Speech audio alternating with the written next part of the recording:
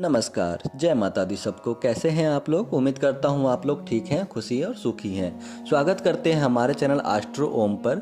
दोस्तों, हिंदू धर्म में देवी देवताओं के कई प्रकार के स्वरूप बताए गए हैं, जिनमें से वृक्षों को भी देवी का स्वरूप माना जाता है।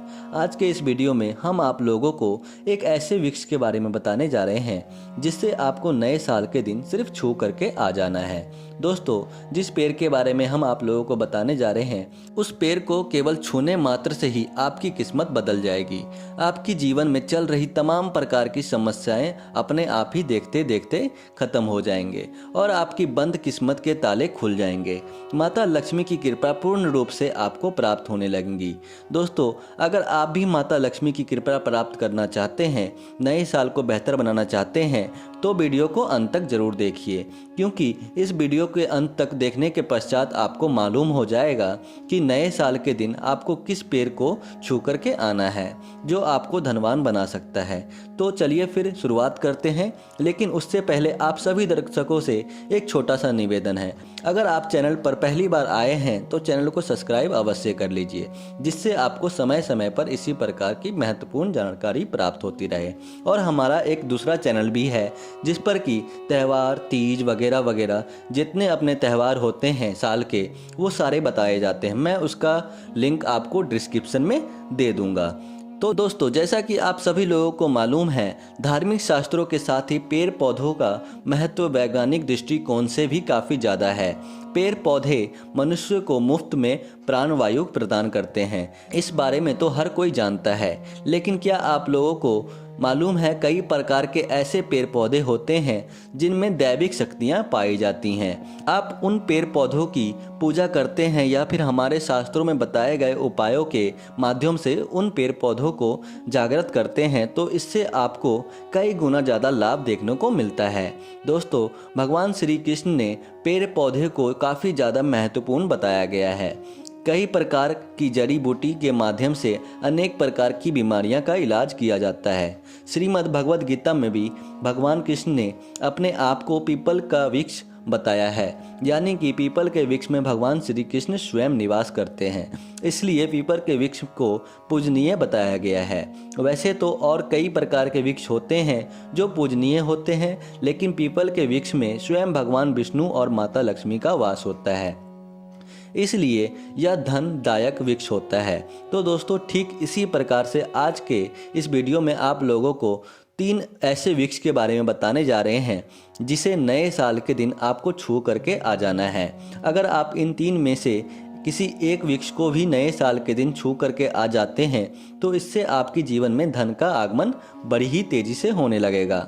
वैसे तो नए साल का इंतजार हर किसी को रहता है और नए साल में हर कोई अपने अपने शक्ति के अनुसार जश्न मनाता है। लेकिन दोस्तों, अगर आप अपनी गरीबी से नए साल से छुटकारा प्राप्त करना चाहते हैं, तो आपको इस वीडियो में बताए गए प्रयोग को अवश्य करना चाहिए। तो आइए दोस्तों, देर ना करते हुए उन वृक्षों के बारे में जान लेते हैं। दोस्तों, नए साल के दिन आपको जिन वृक्षों को छू करके आना है, उन वृक्षों में पहला वृक्ष बेल का वृक्ष है। इस वृक्ष को देव वृक्ष कहा गया है। इसकी पूजा सदैव होती है। नए साल के दिन आपको इस वृक्ष को छू कर आना है। बता दें, इस वृक्ष की डाली में माता पार्वती, जड़ में ब्रह्मा, तने में विष्णु और समस्त हिस्से में भगवान भोलेनाथ जी का वास माना जाता है। साथ ही साथ माता लक्ष्मी का भी वास इस वृक्ष के में होता है। सबसे पहले आपको शाम के समय इस वृक्ष के नीचे जाकर के एक दीपक जलानी है। उसके पश्चात अपनी सारी मनोकामनाएं को बोलते हुए आंख बंद करके एकाग्र होकर पेड़ को अपने माथे से लगा लेना है और उसे छूना है। दोस्तों, बेल के वृक्ष को मात्र छूने भर से ही आपकी गरीबी तत्काल मिट जाएगी, क्योंकि इसमें समस्त देवी देवताओं का वास होता है।